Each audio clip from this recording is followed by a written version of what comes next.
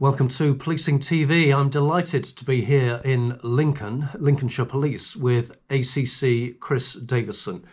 Chris, thank you so much for inviting me and Policing TV here. We're here to talk about, to hear about the work that you and colleagues have been doing in Lincolnshire on culture change over the last several years. Tell us how that work came about some 3 to 4 years ago? Yeah, it's about 3 years ago now. So the kind of general history is that Chris Howard came as new Chief Constable, and he arrived and he thought, well, actually, I'm not quite sure where we are with the culture, and it's not what I would necessarily expect to find.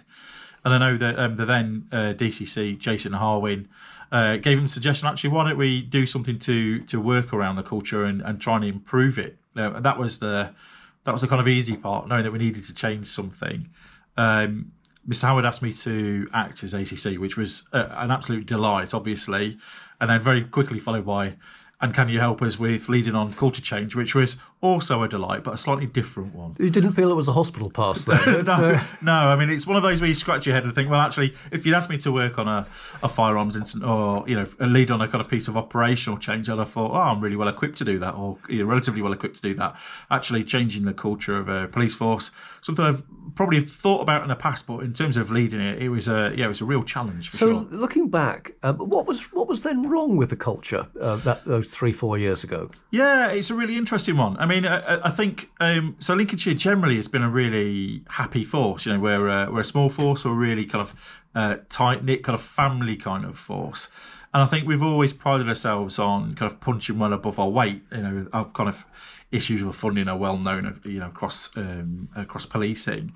But I think we'd kind of lost our way a little bit. And actually, that was backed up by some of the surveys that we had. So you'll know that the kind of Police Federation do a survey every year about pay and morale. I think twice running we'd come 42 out of 43 for pay and morale. And certainly, for me as an officer who spent now 27 years as an officer here and 3 before in a kind of voluntary role, you think actually that can't be right. These are my friends, and I've grown up with a lot of these people who are just not feeling in a great place. And I think that kind of comes across in the way that culture and service is delivered. If you're kind of downcast at work, you're unlikely to be providing really good service. So we set about trying to understand what those kind of really key issues are and how we could deal with that. And so that was 3 to 4 years ago. You became the ACC lead on this. I'm sure you had other responsibilities besides. But the ACC lead, how did things then develop from your taking on that responsibility? Yeah, the first kind of step was to actually we're really fortunate to have brought a local firm called Linchpin in to help us, who helped us kind of formulate what we might do. But the first step is really to kind of understand what kind of organisation the workforce wanted. So we'd have a set of values, which I'd grown up with. They were called Pride, and they stood for various things. And I personally felt really connected to them. And so when there was a suggestion, actually, what values should we have now? I felt really defensive. I felt like we've had these values for a very long time. What's wrong with these values? But actually, if I was really honest with myself, and I had a moment of reflection where I thought, actually, I'm really connected to these, and people of my vintage might be connected to these. But actually, a lot of our workforce didn't really ever refer to the values. They might have only ever spoken about a promotion board. And even then, they might have got 4 of the letters and forgotten the 5th. So you think, actually, how much use is there? And we went back to the drawing board. We basically asked everybody in the force to give us some information about what they wanted to see, why they saw the problems. And from those, we formulated what the new force values were. So they're not my values. They're not the values of the PCC or the Chief Constable. They're the values of the workforce, because everybody has had a say in what they are. So that was the first kind of step. Second step was to understand what people were telling us about what it's like to work around here. What were the kind of key themes? So we had hundreds and hundreds and hundreds of replies, all kind of free text about what people thought. So it takes a lot of sifting through, a lot of coding. But we eventually came to kind of 4 main issues So let's just backtrack a little bit before we come to the four main issues, because Sure. my instinct is that officers and staff wouldn't sort of embrace this from day one. Hurrah! We're going to have a new way of doing things. Yeah. There was probably some, dare I say, cynicism, questioning. So how did you navigate that? Yeah, so really, it's a great question. The cynicism is one of the things that actually came out as one of the barriers, and I think with good reason. So I think often people talk about cynicism and some kind of blame attached to people who are cynical. I don't blame anybody for being cynical in the context in which we work. So we knew that there was going to be a view that here comes another headquarters project. We're going to have a poster on a wall, and if we keep our heads down, in 6 months' time, it'll all blow over, and we won't talk about it anymore. So the first thing was actually, if you're going to approach this, you've got to approach it with open eyes. You've got to know that people are going to be cynical. People are going to wait for you to stop doing the work. And people are going to be weighing and measuring whether you mean what you say. So my personal view is I think that whoever leads on culture for a force in terms of helping coordinate it, because it's a team effort, it's not rank specific, it is a real team effort, but they've got to be credible. They've got to be somebody that people believe is authentic. And so to that end, when we were talking about culture and doing some of the internal comms about we want to help improve the culture at Lincolnshire for you and for the public, one of the things we did was use really credible, known frontline voices to front the videos and to front the campaign. So it's all very well for a chief officer to appear on a vlog, and that's all lovely. But actually, how relatable am I as a 49-year-old gentleman of a certain age to a 21-year-old fresh Generation Z recruit that's unlikely, except for passing out parades, to come across an ACC? So actually the voices of sergeants, constables, police staff members who people are going to interact with every day and are known in an organisation like ours, I think really helped. So how do you persuade those individuals to, as I think your expression was, front this up? They need to believe, otherwise you get back to the credibility problem, surely. No, absolutely right. And some of those videos were really, really difficult. One of the videos around courageousness was from a sergeant who had gone through a discipline procedure with a member of his staff who everybody liked the member of staff, but they ended up being dismissed. Really difficult for the sergeant. Done the right thing, but of course quite a difficult thing to do, and to be open across the organisation about this is how it felt, but this is why I did what I did, and these are the values that I hold in. How do you convince somebody like that to appear very visibly across the whole organisation? My personal, I asked people personally, and I respected them if they said no. I had very few people who said no, even though some of those, as I say, some of those videos were really, really difficult. But I think that because they were talking really honestly about things that hadn't always gone right. So it wasn't just we're going to change things for the better and I think it's going to be great. Some of it was about an acknowledgement that things aren't great. Things don't always go great. And here's how we need to improve. I think it was showing that we wanted to be transparent and open about the culture of the organisation that probably convinced people to help.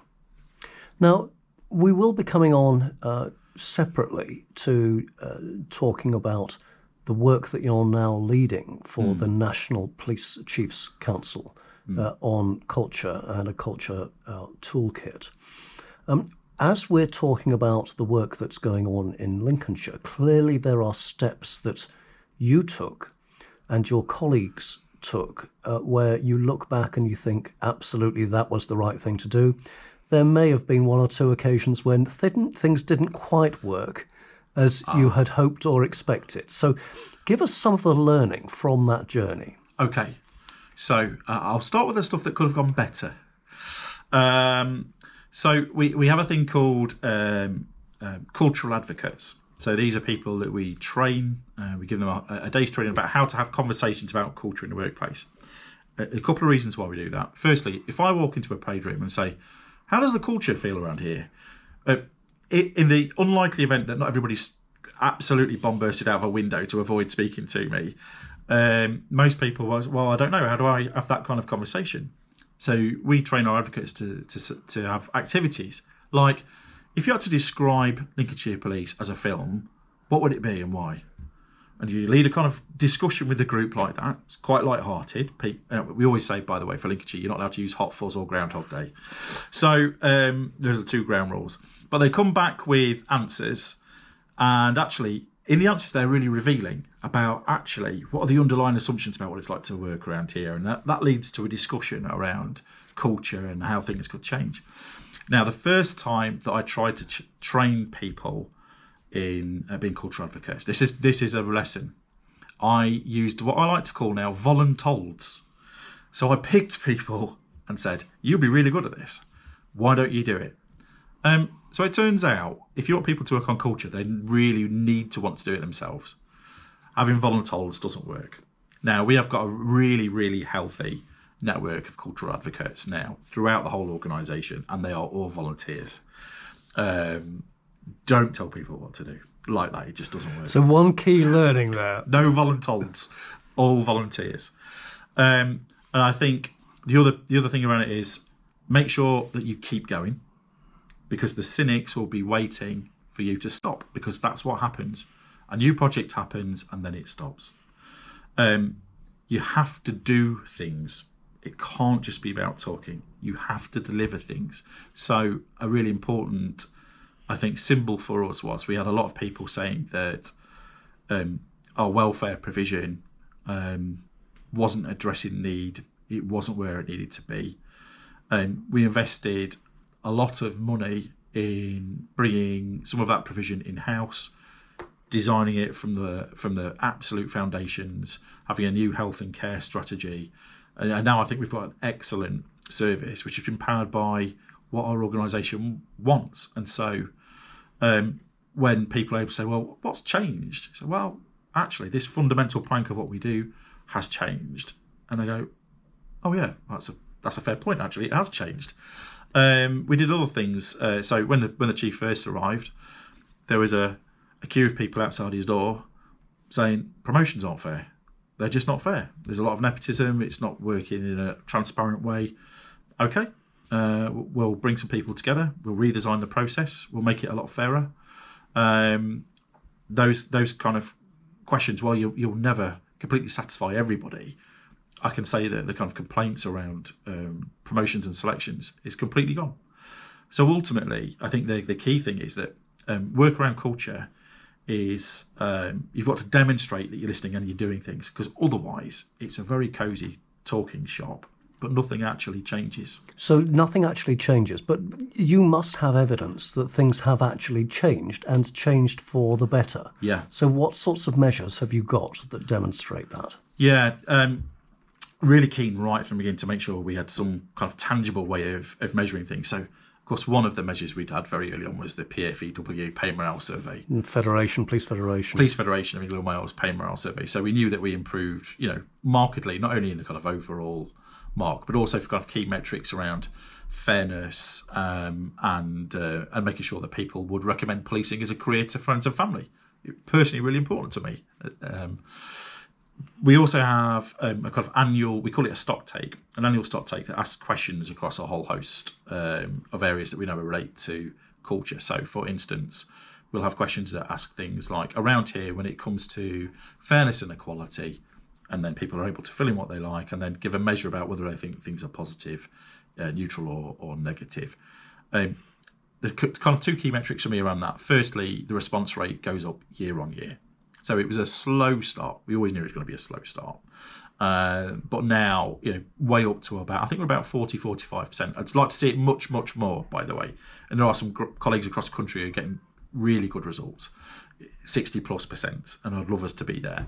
But on those measures, every single positive measure has increased year on year, and some massively, some by 20, 30% in terms of positivity. So, I mean, they're imprecise. Would I want to write a scientific paper on it? Probably not. But as part of a raft of information sources about is culture improving, the feel of the place is better, the report back from staff associations is better, and all the figures that we gather are going in the right direction. So is the work now done? Is it completed? Is there a big tick in the box and you can put your feet up? No, absolutely not. No, if only it were that simple. If only it were that simple. The work on culture, I don't think ever stops. I don't think it should stop either. We are at a point of generational change in the police service. There has never been a time where we need to pay more attention to our culture and leadership. And actually, leadership takes a long time to develop and embed. So I would imagine, as a running concern and having force-wide governance as it does, on a par with our performance, on a par with our kind of operational meetings, the culture meeting is a core meeting for a strategic meeting. I would see this being a decade plus until we can show that we have made improvements to culture part of our business as usual. You've worked on this now for around 3 years, focusing on Lincolnshire. You've now been asked to take responsibility for a National Police Chiefs Council programme on culture and producing a culture toolkit.